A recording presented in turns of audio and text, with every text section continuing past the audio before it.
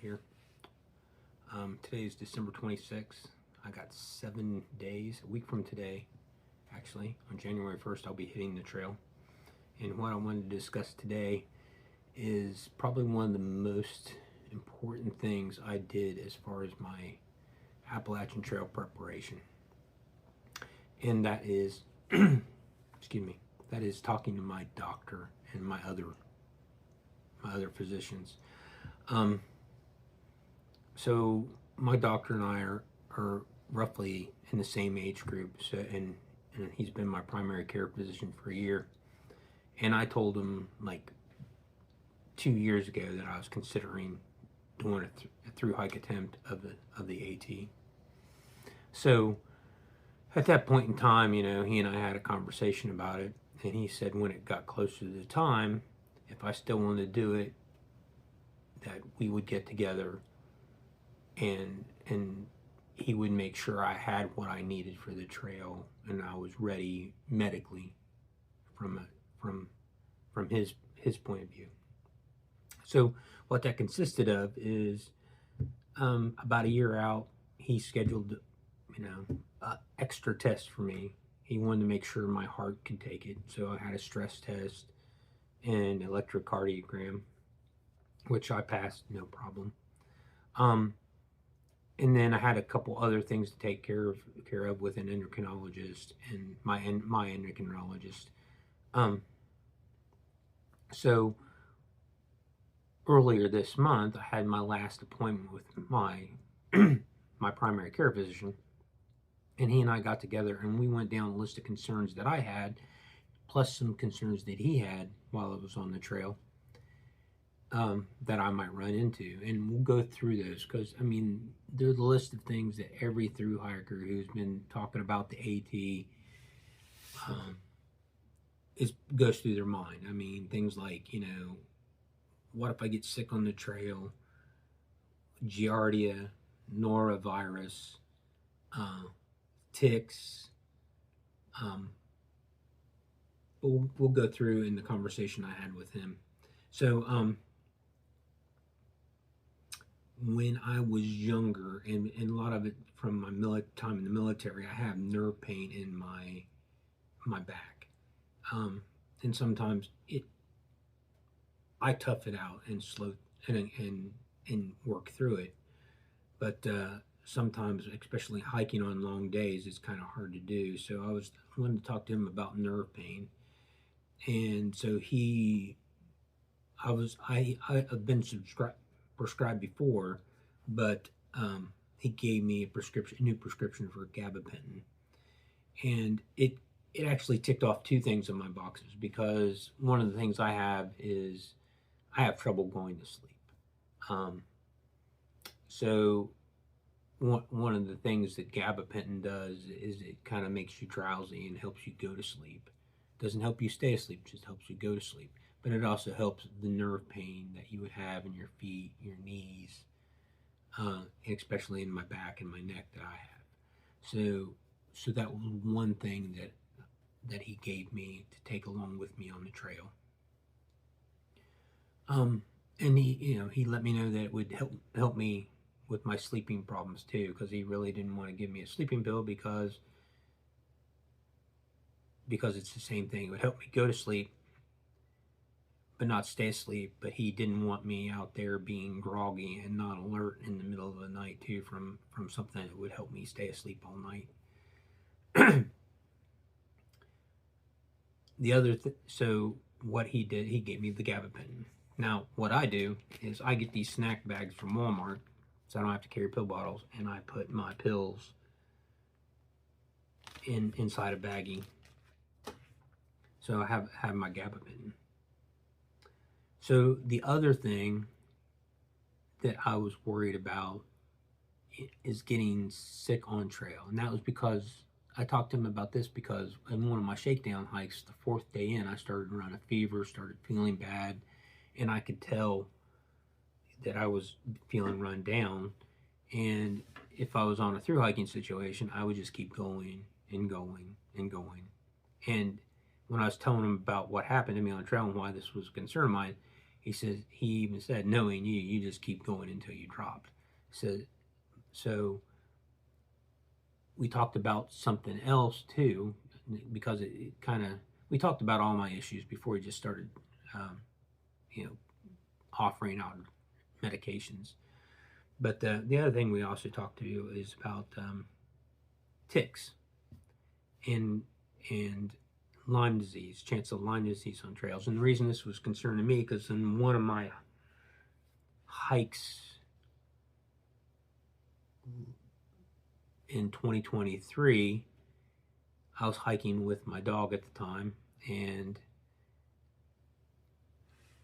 a tick jumped from, I think a tick jumped from him to me when he was licking my face, and I had a tick embedded in my beard, embedded in my cheek, and I had to go have it removed.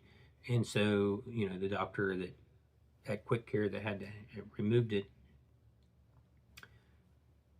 gave me doxycycline. So I told my doctor that, you know, one of my big fears is Lyme disease. And he says, well, doxycycline will also be good if you're out there and you're feeling sick and you know you're getting sick. He says, you know your body. If you're getting sick, I want you to take this to also. So doxycycline does two things. If a tick's embedded or has bitten me and it's red around it, I'll take it to help against Lyme disease. And if I'm getting sick on trail, I can also take the doxycycline to help it to help with any type of infection that I'm having from, you know, sinus infection, ear infection, or something like that. So he kind of hooked me up there. The other thing I talked to him about was how on trail that everybody knows Giardia, you know, getting bad water, you know, getting that, what is it, that amoeba infection or protozoa infection or whatever Giardia is. So he gave me a course of Tindazole, Tinidazole. He gave me a course of that to take with me too. You know, like I won't take it unless I absolutely know that it's that. However, with that being said, norovirus, a lot of the same symptoms, but Tindazole won't do anything for it. So the other thing I'm taking, he recommended I take with me, is an anti-diarrheal. And sometimes I suffer from migraines, so he prescribed my migraine medicine that I will take with me. It what I take for migraines isn't, you know, like a migraine specific medication, because I don't do well with those. So mine is called Firacet. It's a muscle relaxer, caffeine, and a large dose of acetaminophen all rolled into one pill, and that tends to help me with my migraines. But with that being said, it can be used for just aches and pains, and whenever I need a muscle relaxer too. I just can't take it if I need to sleep because of the large dose of caffeine that's in it. But like I said, I organize, you know, where I have to carry a large number. I organize all my meds in these baggies and I label them.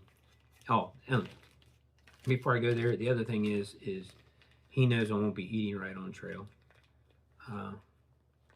He's been experienced with what I eat for hiker food because he used the same kind of stuff when he was biking. So he knows what it's like. So the other thing is he recommended that I take a multivitamin, which I'm supposed to be taking every day anyway. So I got a once a day multivitamin.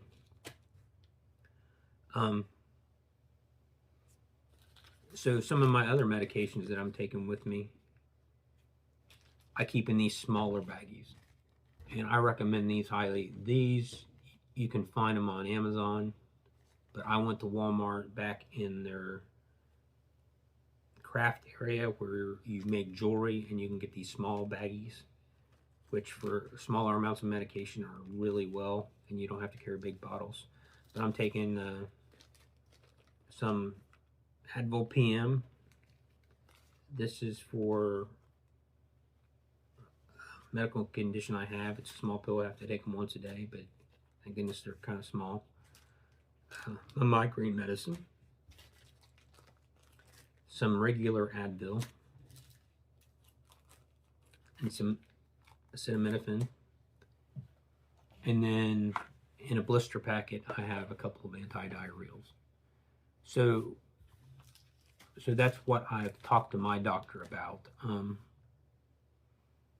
couple other things is I talked to my endocrinologist about a couple of situations that I have. I'm not diabetic, thank goodness. I can't imagine being a diabetic and trying to manage my condition on the trail. But there's a couple other things that I had to go and get alternative treatments for. You know, and just not to share too much, but I suffer from low testosterone, so I would take a testosterone shot every 2 weeks. Well, that's not good for out on the trail, so I went and had an alternate treatment for low testosterone. I had pellets implanted that will last me from 3 to 6 months. So, you know, those are the other things that I going to your doctor. My point being is going to your doctor, discussing with these up front. You can most likely, whatever types of conditions you're dealing with, as long as they're not considered, you know, really, really serious, is you can deal with them. And you know, your doctor can give you treatments and alleviate your mind. A lot of what I went to talk to my doctor about alleviated some stress and some concerns that my wife had. It made her feel better that I had these things in place if I needed them, and I was going to be out on trail a long way away from her where she couldn't help me. So all of my medication are in those baggies. And then I double bag them in a Ziploc. And then I keep them in a separate kit. And all this is a pencil bag that I got at Walmart that was color coded. They come in like a pack of different colors. So the red one is for my medications. And I keep it separate from my first aid kit, so I readily know what to grab and I don't have to dig through a bunch of stuff. But, you know, anybody who's out there, no matter what your age, but especially if you're an older hiker, and younger hikers need to do it too, go talk to your doctor. A lot of younger kids I found today don't have a primary care physician. They just go to MedExpress or Quick Care or Urgent Care or whatever you want to call it. But, you know, if you're going to go do a through hike or any type of hiking or sporting thing, find a primary care physician, talk to them, see if they'll work with you, and see what they can help you. In my opinion, I think they can help you greatly. So with that being said, I'll be out on the trail in just a little over a week, or in a week, and I will see you down the trail. TTFN, ta-ta for now.